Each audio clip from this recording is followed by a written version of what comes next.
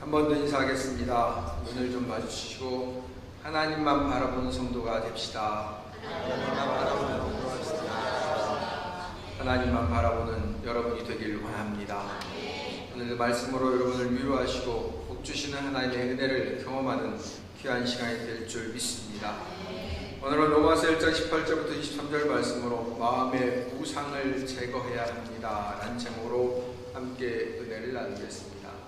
우리는 지금 매 주일마다 로마서 강의 말씀을 함께 나누고 있죠.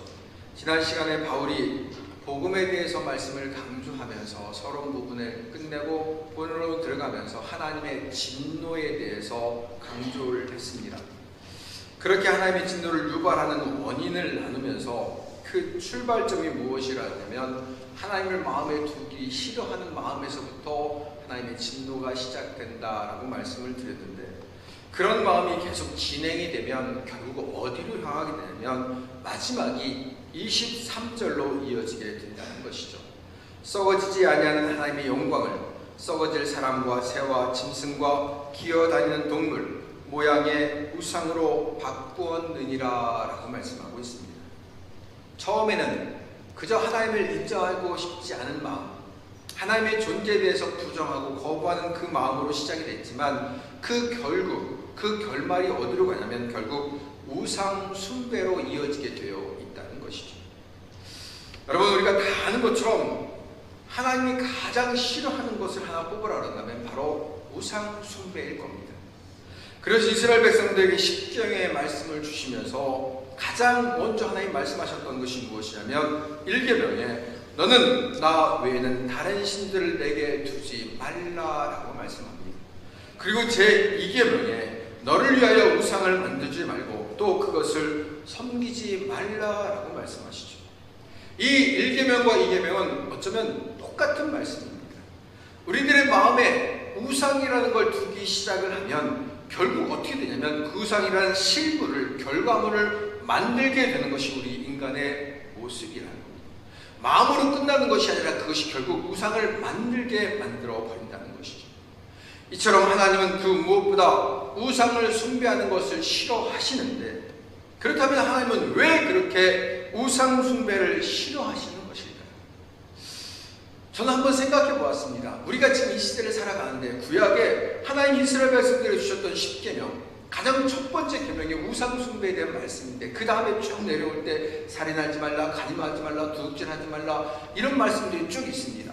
그러면 여러분, 지금 이 시대를 살아가는 우리들이 우상 숭배하면 감옥 가나요? 헷갈리십니까? 우상 숭배하면 감옥 가나요? 그러면 살인하면 감옥 갑니까? 도둑질하면 감옥 갑니까? 여러분, 좀 뭔가 안 맞는 것 같지 않으십니까? 분명한 하나님은 하나님의 백성들의 하나님의 계명을 주시는데 그 가운데 첫 번째가 우상 숭배하지 말라는 것입니다. 그런데 우리가 받아들일 때 우상 숭배와 살인과 도둑질, 어떤 것이 더 죄라고 생각할까요? 우리가 생각할 때는 살인하는 것이 더 큰 죄로 생각합니다. 도둑질하면 감옥 가기 때문에 더 큰 것이라고 생각을 한다는 겁니다. 그런데도 불구하고 하나님은 살인이나 도둑질하는 것보다 우상 숭배가 더 나쁜 죄라고 말씀하고 있더라고요. 그렇다면 하나님이 왜 이렇게 우상 숭배를 먼저 말씀하시고 중요하게 여기시는 것일까요? 이 질문에 대한 답을 출애굽기 20장 보니까 나와 있었습니다. 출애굽기 20장 2절에 보면 나는 너를 애굽 땅 종 되었던 집에서 인도하여낸 내 하나님 여호와니라 라고 말씀하고 있습니다. 하나님이 출애굽기를 시작하면서 20장의 말씀에서 이스라엘 백성들에게 이 10계명을 주시는데, 이 10계명을 주시면서 전제 조건으로 거는 것이 무엇이냐면 하나님이 우리와 관계 맺기를 원하시더라는 것이죠. 나는 너를, 가슴에 손을 대보실까요? 하나님이 여러분에게 말씀하세요.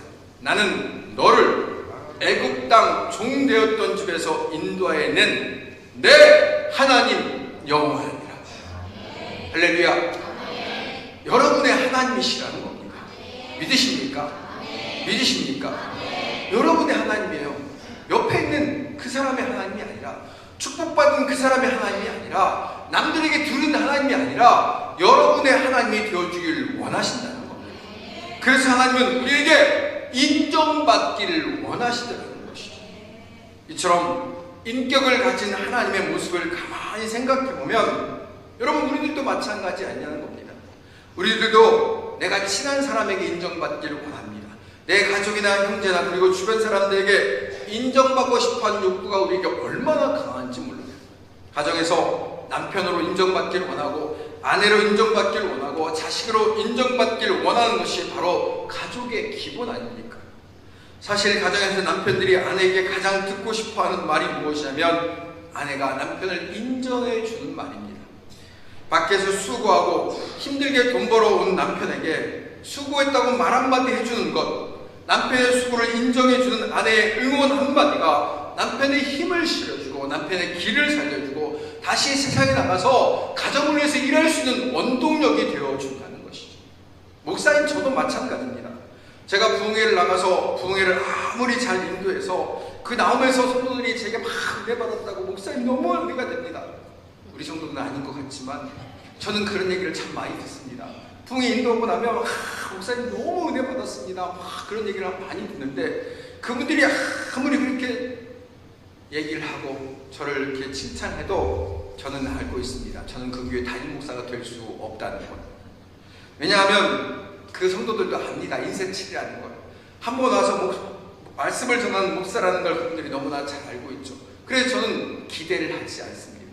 그러나 우리 한길교회 성도들은 다르죠. 제가 말씀을 전하고 그 말씀에 반응이 있고 변화가 일어나는 것, 그것이 제가 가장 원하는 일이고 그것이 바로 제가 담임 목사로 해야 될 역할이라는 사실을 저는 충분히 압니다. 그래서 저는 어떤 소리가 듣고 싶냐면 부흥회 가서 아무리 성도들이 저한테 은혜 받았다고 해도 그냥 한 귀로 듣고 한 귀로 흐르지만 예배를 마치고 제가 나아가서 저기서 인사를 하는데 성도들이 은혜 받았다 그러면 저에게 감동이 됩니다. 그래도 안 하실 거 뻔히 알지만 분명한 나가면서 은혜 받았습니다 하면 저는 감동이 됩니다. 그래서 다음 주에도 더 열심히 해야 되겠다 힘을 얻습니다. 그런데 나가시면서 저것도 설교라고 하냐고 그러면 제가 은혜가 안 됩니다. 그래 다음 주도 아마 죽을 써서 드릴지도 몰라요. 여러분, 그런데 제가 한번 생각해 보았습니다. 하나님의 마음도 그렇지 않을까? 하나님은 하나님의 백성들에게 인정을 받고 싶으신 겁니다. 그래서 십계명의 말씀을 주시면서 가장 먼저 하셨던 말씀이 뭐냐면 내가 너희의 하나님이다 라고 말씀하시더라는 것이죠. 이렇게 하나님은 우리와 친밀한 관계를 맺기를 원하시는데 그렇다면 그 하나님의 마음을 아는 우리들의 반응이 도대체 어떠냐는 겁니다. 지금 하나님의 초점은 우리와 하나님과 우리의 사이에 자녀의 관계, 친구의 관계, 우리와 사랑의 관계를 맺기를 원하고 계시는데 우리들은 그 하나님을 바라보면서 우리에게 주어질 축복만 바라보고 내게 주어질 복에 대한 관심을 갖고 있다면 하나님의 마음이 어떻겠냐는 겁니다. 예를 들어서 우리들이 자녀들에게 용돈을 주려고 합니다. 또 연세 드신 분은 자녀들을 불러서 재산을 나누어 주려고 하는데 그 재산을 주면서 용돈을 주면서 이 돈이 어떤 돈인지 이 돈을 좀 어떻게 벌었으니까 어떻게 사용했으면 좋겠는지 그렇게 설명하고 부모의 마음을 전달하려고 하는데 자녀들은 그 표정이 잔소리 좀 그만하고 빨리빨리 줬으면 좋겠는데 뭔 돈 준다고 저렇게 내색을 하나 저런 표정으로 쳐다보고 있으면 그 돈이나 재산을 주고 있는 부모의 마음이 얼마나 상처가 되겠냐는 겁니다.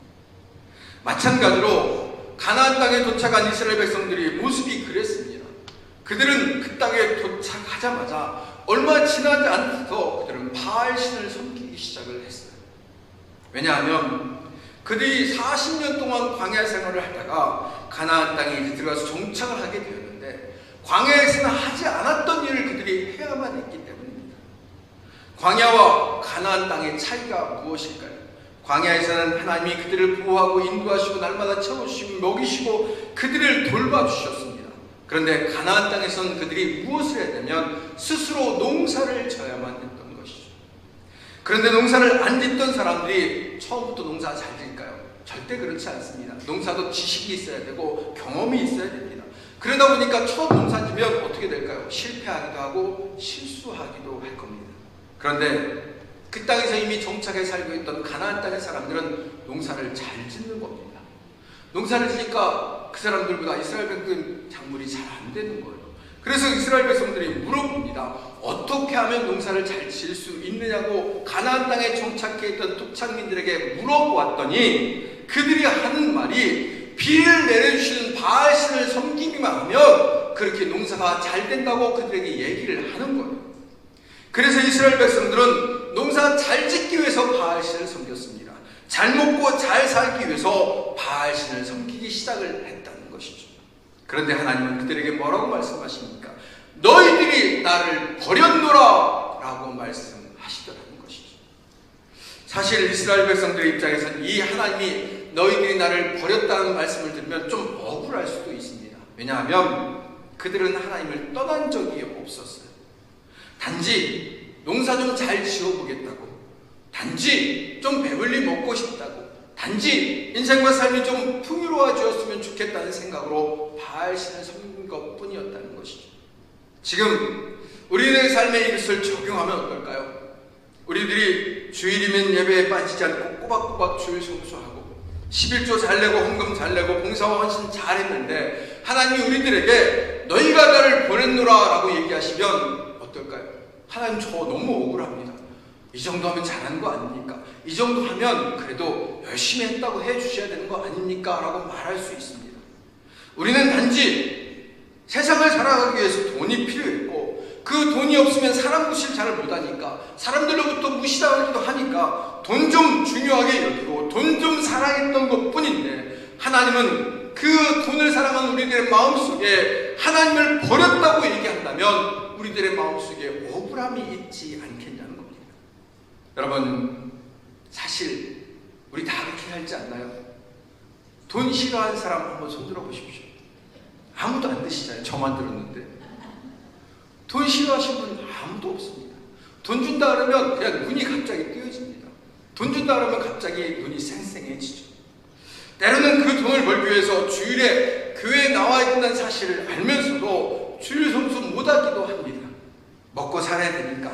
돈 버는 것이 그렇게 잘못된 일이라고 생각하는 사람들은 그리 많지 않다는 것이죠. 그런데 하나님의 입장에서 보면 그런 마음을 품는 것이 살인을 하는 것보다 도둑질을 하는 것보다 더 큰 죄다라고 말씀하시더라는 것이죠. 왜 그럴까요? 그 돈을 하나님보다 더 사랑하기 때문이라는 겁니다. 이것을 제가 또 쉽게 설명을 하면 남편들이나 아내들이 밖에 나가서 열심히 직장생활하며 돈을 벌어옵니다. 요즘 세상에서 남이 가지고 있는 돈을 내 주머니로 옮기는 것이 쉬운 일 아니죠. 비유도 맞춰야 되고 기분 나빠도 참아야 되고 막 그렇게 정말 내 간쓸게 다 내어놓으면서 남의 돈 뺏어오기가 정말 쉬운 세상이 아닌데 그렇게 열심히 돈을 벌어왔습니다. 그런데 집에 있는 남편이나 아내가 그 상대방의 수고와 애씀을 생각하지 않고 얼마 벌어왔어? 이번 달에는 얼마 벌었는데 자꾸 돈에만 관심을 갖고 있다면 내가 돈 버는 기회인가? 이런 생각이 들 수밖에 없고 마음에 힘듦이 오고 얼마나 기운이 빠질까요? 돈보다 애쓰고 수고한 상대방을 더 위로해주고 고생을 인정해 주어야 밖에 나가서 수고하고 애쓰니 뿌듯함이 되고 또 가정을 지키고 싶은 마음이 들지 않겠냐는 겁니다. 그런데 여러분 하나님도 마찬가지라는 겁니다. 우리에게 돈이 필요하다는 것을 하나님도 너무나 잘 아십니다. 그러나 그 돈을 위해 하나님이 뒷전이 되어버린다면 우리를 구원하신 하나님의 입장에서는 그 사실이 너무나 서운하다는 거예요. 그 마음을 깨달은 사도 바울은 오늘 본문이 23절에서 이렇게 얘기합니다. 썩어지지 않은 하나님의 영광을 썩어질 사람과 새와 짐승과 기어다니는 동물 모양의 우상으로 바꾸었느니라. 여기에서 수많은 우상들을 바울이 언급하고 있는데 정말 한 가지 놀라운 것은 그런 우상들을 나열하면서 가장 먼저 나오는 말이 무엇이냐면 사람이더라는 겁니다. 썩어질 사람과 라고 그렇게 말하며 시작합니다. 바울은 왜 우상의 형상들을 언급하면서 가장 먼저 사람을 얘기하고 있는 것일까요? 그만큼 사람이 우상이 될 확률이 가장 높다는 것입니다. 출애굽기 32장에 보면 이스라엘 백성들이 시내산에 올라간 모세를 기다리다가 밑에서 금송아지를 만드는 금송아지 사건이 나옵니다. 32장 1절을 보면 백성이 모세가 산에서 내려오니 더딤을 보고 모여 백성이 아론에게 이르러 말하되 일어나라 우리를 위하여 우리를 인도할 신을 만들라.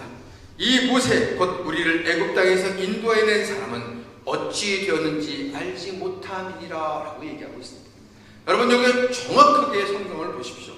이스라엘 백성들이 금송아지를 만든 그 출발점이 어디냐면 금송아지가 신이라서가 아니라 모세 때문이다 라고 얘기하고 있다는 겁니다. 모세 곧 우리를 애굽 땅에서 인도해 낸 사람이라고 기록하고 있다는 것이죠. 그들을 애굽에서 인도해 낸 분이 누굽니까? 하나님이십니다. 모세가 아니라는 거예요. 그런데 지금 그들은 정말 말도 안 되는 얘기를 하고 있습니다.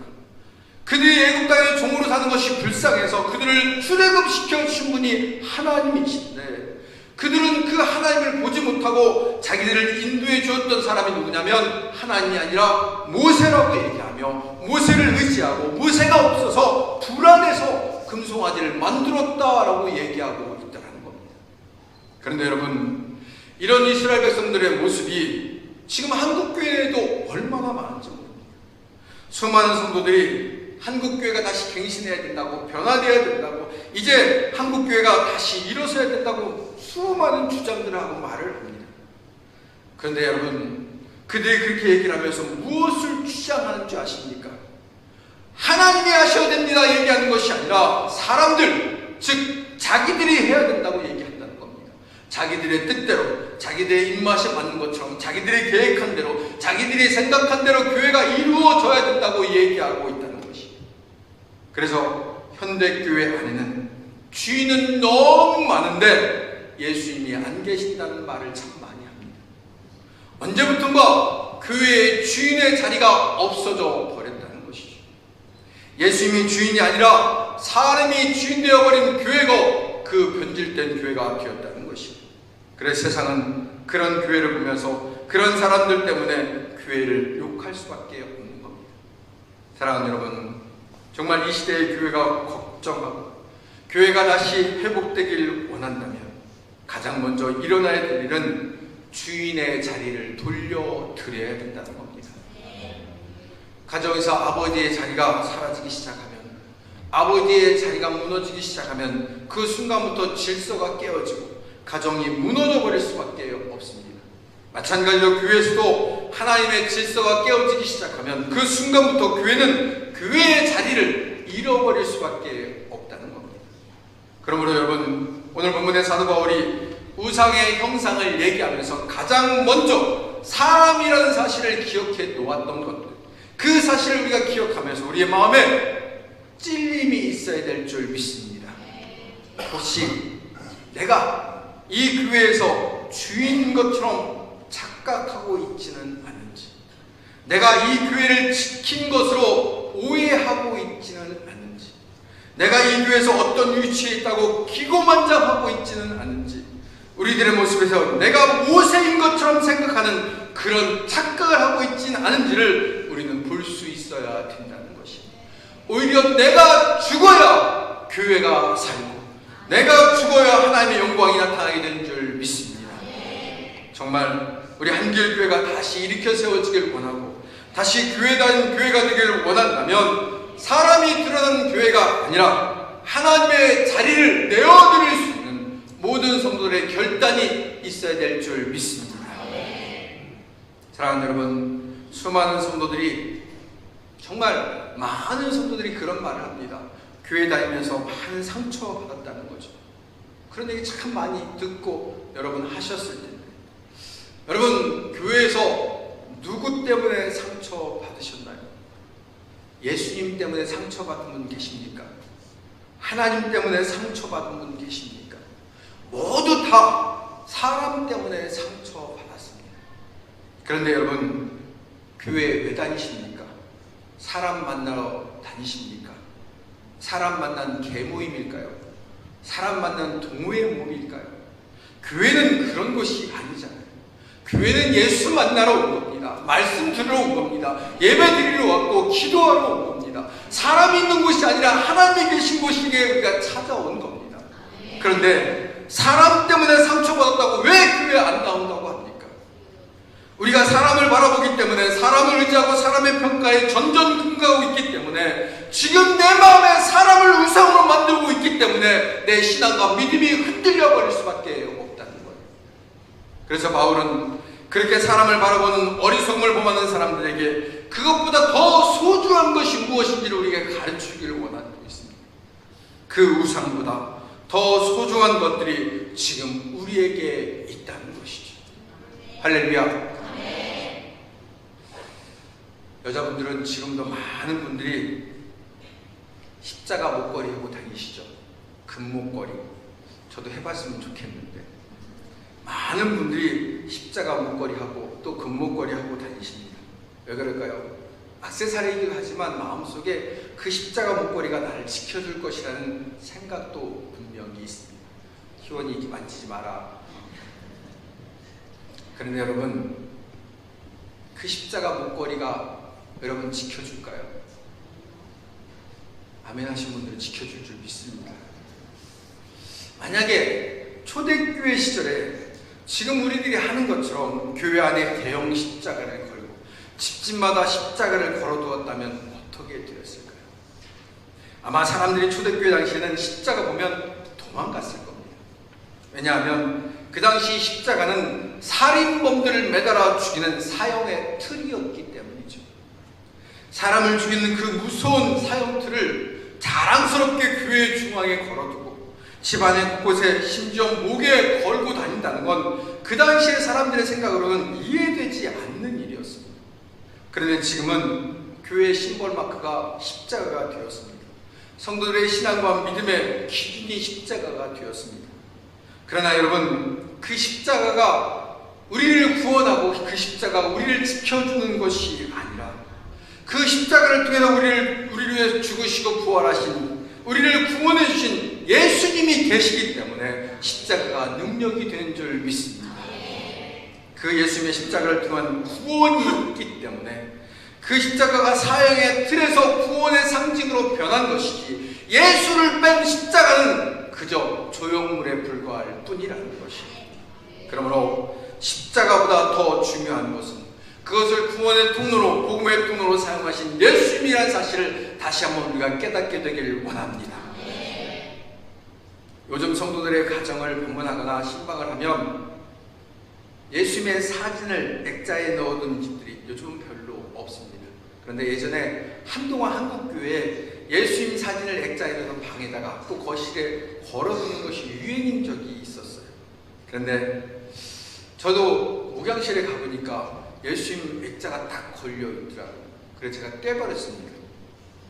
목사가 왜 저럴까 생각하지 마시고 좀 들어보세요. 예수님이 그렇게 생기셨나요? 전남도에서 하늘나라 가보니까 예수님 얼굴이 그렇게 생기셨어요? 왠지 서양 남자가 딱 얼굴을 이렇게 해가지고 액자에 예수님이라고 딱 해서 액자로 만들어 놓고 있는데, 누가 만들었는지는 모르겠어요. 예수님 얼굴을 정확하게 보고 와서 그랬는지는 잘 모르겠는데, 제가 이사야서를 읽어보니까 예수님에 대해서 어떻게 표현하냐면 도살장에 끌려가는 어린 양 같다라고 말씀하고 있다는 거죠. 무슨 말일까요? 그런 예수님의 액자 형상보다 그 안에 담겨져 있는 하나님의 마음, 하나님의 영광을 바라볼 수 있는 것이 우리가 되어야 된다는 겁니다. 그것의 우선순위를 깨닫지 못하니까 십자가의 목걸이를 하면 안전할 것 같고 평안할 것이라고 생각하지만 성경 어디에도 그 이상한 믿음에 대한 동의가 없습니다. 구약의 이스라엘 백성들이 블레셋과 전쟁을 칠 때 그 이야기가 나옵니다. 사무엘서 4장에 보면 블레셋과 이스라엘이 전쟁을 치는데 이스라엘 백성들이 패하게 됩니다. 그러자 이스라엘의 장로들이 모입니다. 그리고 국리를 하고 어떤 선택을 하냐면, 처음에 전쟁에 나가서 패했으니까 그 다음에는 하나님의 임재를 상징하는 언약궤를 메고 나가면 우리가 이길 것이라 생각하고 언약궤를 가지고 전쟁에 나갑니다. 그런데 그 결과가 어떻게 되었을까요? 또다시 처참하게 패배하고 그 하나님의 임재를 상징하는 언약궤마저 빼앗겨버리는 일이 일어납니다. 왜 그럴까요? 하나님이 함께 하시면 언약궤가 있는 그 언약궤를, 하나님 임재가 있는 언약궤를 메고 나가면 전쟁에 이겨야 되는 거 아닙니까? 십자가를 목에 걸고 다니면, 차에 십자가를 매달고 다니면, 집안 곳곳마다 십자가를 걸어두면 성공하고 부자 되고 그 어떤 부적보다 능력이 있어야 되는 거 아니냐는 겁니다. 그러나 여러분, 아무리 많은 십자가를 매달아놔도 그 우상을 숭배하는 마음으로 그 십자가를 바라보고 있으면 절대 그 십자가는 능력의 십자가가 될 수 없다는 것이. 구약 이스라엘 백성들이 블레셋과의 전쟁에서 패한 이유가 사무엘상 3장에 나옵니다. 사무엘상 3장 1절을 보면 아이 사무엘이 엘리 앞에서 여호와를 섬길 때에는 여호와의 말씀이 희귀하여 이상이 흔히 보이지 않았더라라고 말씀하고 있습니다. 그때에는 여호와의 말씀이 희귀하여, 무슨 뜻일까요? 그 당시엔 여호와의 말씀이 없었다는 겁니다. 하나님의 말씀이 들려지지 않았다는 거예요. 하나님의 말씀을 전하는 사람도 없고 하나님의 말씀을 들으려고 하는 마음을 가진 사람도 없었다는 겁니다. 오직 어떤 마음이 있을까요? 자기 소견에 오른 대로, 자기 뜻대로, 자기 계획대로, 자기 마음대로, 자기 자아가 이끈 대로 살려고 했다는 겁니다. 그러니까 하나님의 말씀이 들려지지 않더라는 것이. 그러니 하나님 뜻대로 한다고 하면서 자기들 뜻대로 해버립니다. 아무리 하나님의 임재를 상징하는 언약궤를 가지고 전쟁에 나가도, 이길 것이라는 생각을 가지고 나가도 그들은 질 수밖에 없었다는 거예요. 그러므로 여러분, 언약궤가 중요한 것이 아니라 그곳에 함께 하신 하나님이 더욱 중요하다는 사실을 우리는 깨달아야 될 줄 믿습니다. 이 시대를 살아가며 우리가 믿음과 신앙을 지키는 것, 여러분, 우리가 예수 안에서 함께 삶을 살아가는 것, 우리 안에 내가 가득하고 우상이 가득하면 그것으로 인해 하나님의 역사가 일어날 수 없게 된다는 것입니다. 우리의 삶에, 인생에 하나님의 놀라운 은혜가 부어지길 원한다면 먼저 나를 비우고 예수로 채울 수 있게 되기를 원합니다. 그런가 하면 그렇게 우상을 숭배하는 마음을 가진 사람들에게 나타나는 모습은 하나님을 자기 마음대로 할 수 있다는 이상한 오해를 하더라는 겁니다. 지금도 수많은 성도들이 한도 빠지지 않고 기도를 합니다. 교회 다니는 사람 치고 기도해야 된다는 거 모르는 사람 없을 겁니다. 성경에 쉬지 말고 기도하라고 그랬으니까 나는 쉬지 않고 기도는 못하지만 그래도 하루에 삼시세끼 밥 먹을 때만큼은 기도한다라고 생각할 겁니다. 그런데 안타까운 건 그렇게 수많은 성도들의 기도가 하나님을 조종하거나 하나님을 협박하는 그런 도구로 사용되는 경우가 많다는 거죠. 마치 하나님이 고집불통인데, 하나님이 최신가? 하나님 참 고집불통인데 그 하나님을 어르고 달래서 자기의 필요한 부분을 얻어내는 그런 도구로 기도를 사용하는 분들이 많다는 거예요. 하나님, 내가 이거 필요하니까 이때까지 주셔야 됩니다. 이런 방법을 하셔야 됩니다. 이렇게까지 해주셔야 됩니다. 그렇게 기도하는 성도들이 많다는 거죠.